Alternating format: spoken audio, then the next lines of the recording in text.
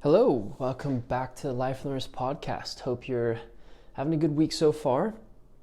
I don't even know which episode this is for season 3, but kind of crazy. We're into October now, and cold weather is rolling into a lot of parts of the world. And I mean, I guess unless you're in the southern hemisphere, you're probably maybe getting ready for some beach holidays, but in the northern hemisphere, it's definitely getting colder, which means, you're probably pulling out your watches with straps or replacing some of your rubber straps with leather. It's kind of exciting times. It's almost as if wearing a leather strap or getting your leather straps out again after the end of the summer is like putting on sweaters during the winter, or something similar to that. I wanted to talk about Swiss watch exports for the month of August 2022, but also just talk a little bit about prices in the watch industry right now. It's kind of an interesting time, and I think there's a lot of opinions out there on which way the market's sort of going. While this isn't, my true interest really isn't in watch prices, it's well beyond that. I think it is kind of interesting that a lot of people are talking about this right now, so I thought I would throw my 2 cents out there just based off of my experience. So I'll quickly go over the export results for August 2022. They saw an increase of or growth of 14.7% compared to August 2021, totaling about 1.7 billion Swiss francs. For the year, this puts growth at about 11.7% year over year, which is a significant result, especially with how strong how strong watches came out of 2020 into 2021. Moving average has now sort of settled around an 11% mark. Again, this is taking into consideration everything from September 2021. So about an 11-ish% mark for the year. There were strong performances in watches that were made of precious metals, which grew 22.5%. Other materials also saw significant growth of more than double what it was, coming in at 109% increase. But again, the vast majority of sales coming in the steel watch cased watches. Technically, they were down 3.6% in units, but up 9% in value. If you look at the price categories, there was a large volume increase that was driven mainly by watches priced under 200 Swiss francs, which increased by 35.3%. Conversely, the 200 to 500 franc category sort of saw sharp negative results at over 25%, both in units and price. Watches over 3,000 Swiss francs continue to see steady growth of 20.2% by value, and of course had a fairly large impact in the growth that we saw in value. Looking at the main markets, very typical names: US, China, Japan, Hong Kong, UK, and Singapore, all with very positive results, except for the Hong Kong market, which was down by 7.8%. I believe this time last year they had fairly significant results. So if you actually look at the results for the month, most markets were up. The only ones that were down, at least in the top 30, which make up 92% of the market, were Hong Kong, as I mentioned previously, UAE, Italy, South Korea, and Bahrain. Notably, Kuwait saw 153% increase compared to 2021, which is the highest, or second highest, just below Malaysia at 167%. I think August was an interesting month, to be honest. I think when you think maybe sort of if you zoom out, maybe macroeconomic, I think August was still a pretty good month. People were traveling quite a bit, and of course, when you're traveling, you want to buy something special, and you can purchase watches, as in duty free and all that kind of stuff. But there's definitely August was definitely a good month for that. I think as we got into September and October, macroeconomically things shifted a little bit. And I think there is some pressure on consumers based off of economic numbers, off of hiring slowing in many economies. Obviously, what's happening in the UK is playing an impact on prices. So I think the last 2 months, these results are maybe reflective of everything up until this point, but I do think September and October might be a different story for what export results end up at. I think the increase in value of the US dollar relative to other currencies has pushed consumers to be in maybe a more uncomfortable position than they would like. While the U.S. is a fairly large market, I don't think the U.S. market is not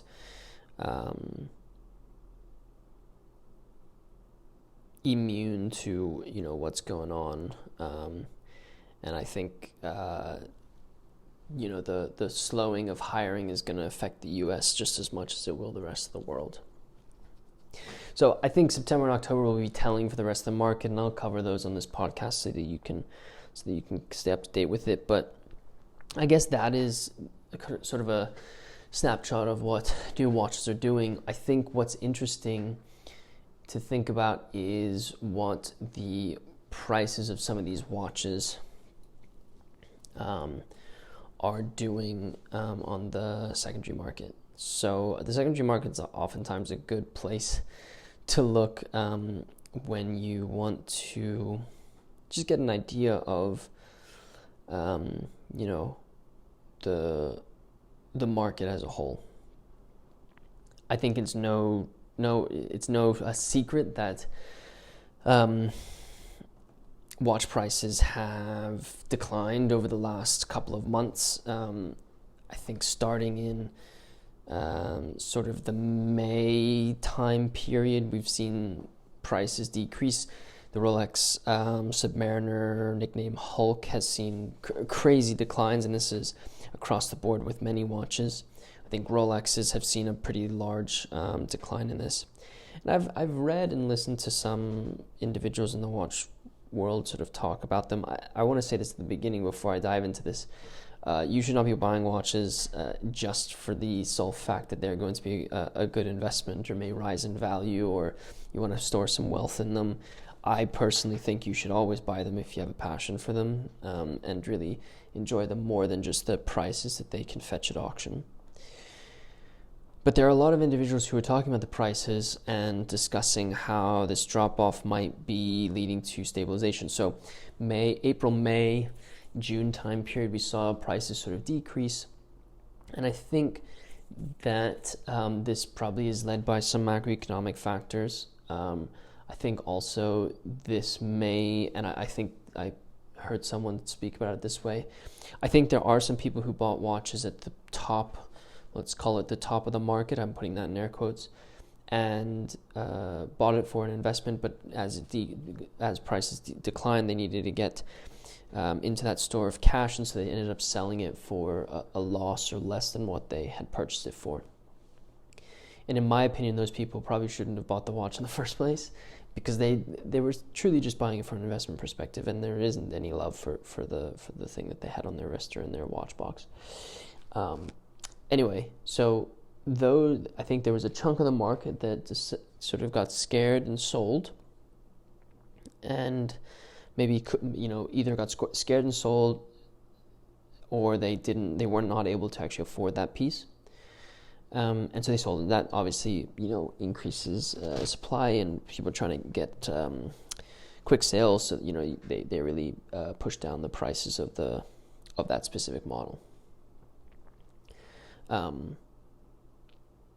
There are some individuals that are saying that this is maybe a stabilized price for specific models. I think this was spoken in the context of Rolex because it is probably the most liquid of brands. And the commentary was, this probably was a maybe a stable price for some of these watches, because you sort of weeded out the people who couldn't afford them, people who bought them too high, and now you're left with those who might be interested in actually having them. Well, I think this is it's an interesting point.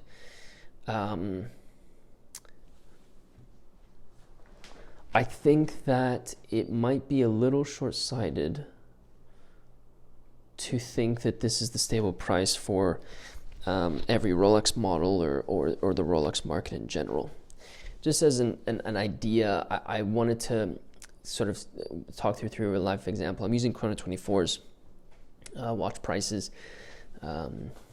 And if we look at a Rolex Submariner 16610, which is a 4-line date Submariner, this watch at its peak in May 2022 was 11,145. It's now declined in October 2022 to 10,756. So what is that? That's about, let's call it 500 USD that it's declined over a 5-ish month period. I think there are certain models that, so let me say this. I think $500 is a significant amount of money to some people, but I don't think that a fluctuation of $500 on a Rolex Submariner like this should be seen as a massive drop and now we're stabilizing at some sort of prices. I think a massive drop is if you look at the Rolex Hulk, you're looking at prices at its peak of about 28,000 and it's now 23,000. So $5,000 that this watch sort of declined to, that is a real correction in pricing. Heavily inflated and has come down to a price where maybe the market is willing to buy now. The thing is, though, I think that there's way more to come macroeconomically that will impact the luxury goods markets.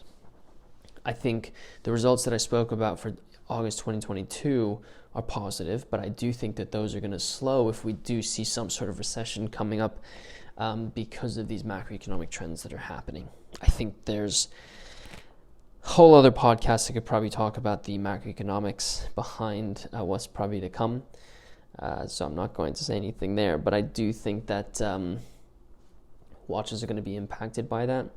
I think if you buy, I think a Rolex Submariner is almost like the gold standard. It's almost like what everything is pegged to, and $500, while significant, is not a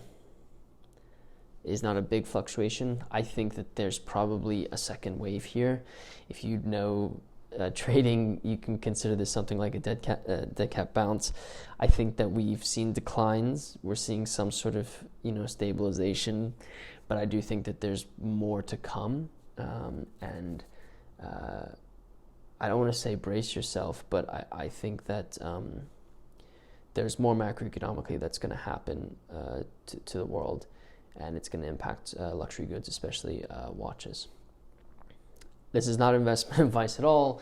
This is just me kind of talking about what I'm seeing in the markets and giving you my thoughts on all of that.